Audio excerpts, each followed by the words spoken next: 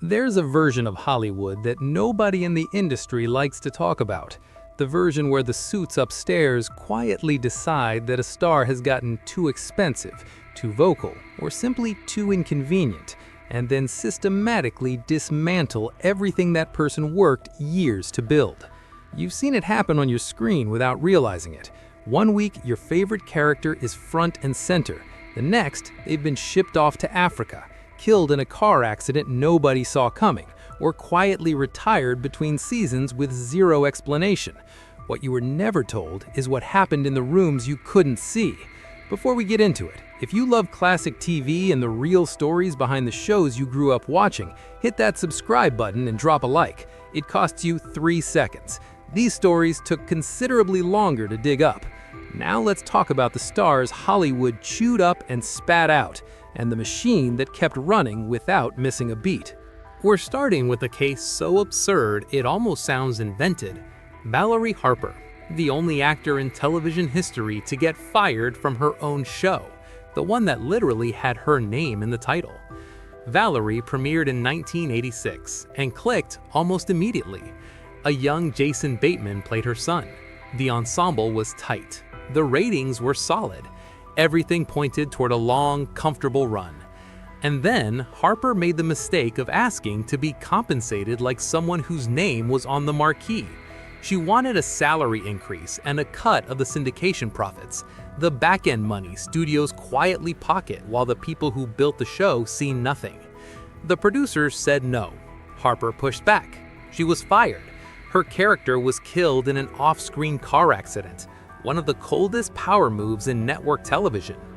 The show was retitled The Hogan Family. Sandy Duncan was brought in, and the network proved its central thesis. Audiences follow the premise, not the person. Harper won a multi-million-dollar settlement in court, but the timing of a career isn't something a settlement can restore. The momentum scattered the moment those firing papers were signed, and the network never lost a night's sleep over it. What happened to Suzanne Somers on Three's Company followed almost the exact same template, with one critical difference.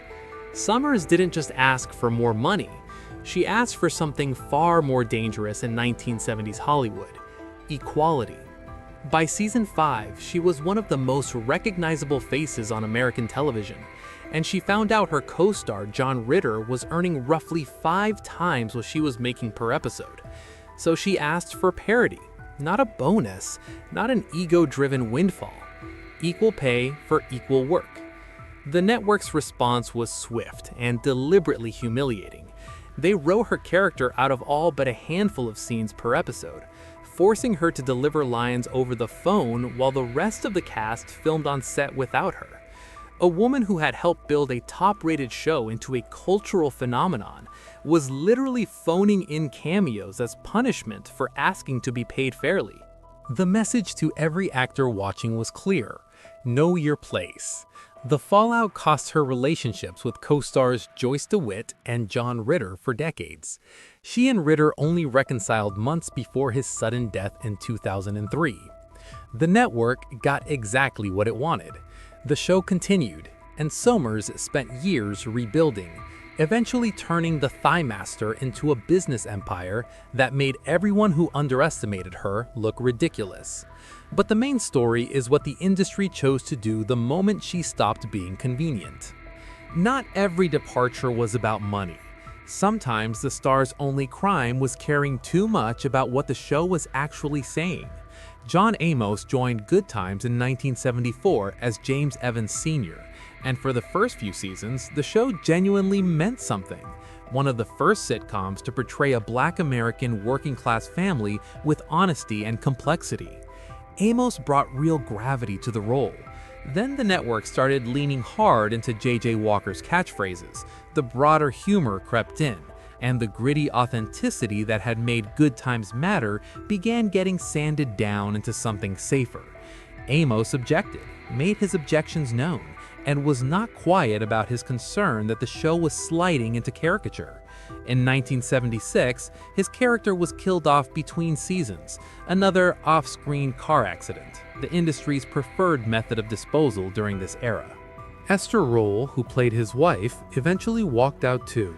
The series staggered to its finish line without either of them, hollowed out and largely forgotten. Amos went on to meaningful work, Roots, Coming to America, a career that outlasted the people who fired him. But what Good Times was briefly becoming never had the chance to finish, because a man asked that his show not abandon its own purpose. Farrah Fawcett left Charlie's Angels voluntarily after one season in 1977. But what the industry did to her afterward tells you everything about how Hollywood handles stars who don't follow the script. Within weeks of the show's premiere, Fawcett had become something beyond famous. The cultural saturation was real and immediate. When she walked after one season, wanting film work, more professional control, a life outside the machine, Aaron Spelling filed suit for breach of contract. She agreed to return for limited guest appearances to settle the dispute, but the damage was done. Her first major film role failed badly, and the industry that had plastered her face on everything 2 years earlier suddenly wasn't returning calls. There's a long tradition in Hollywood of making examples out of people who leave prematurely, and Fawcett's early film years looked exactly like an example being made.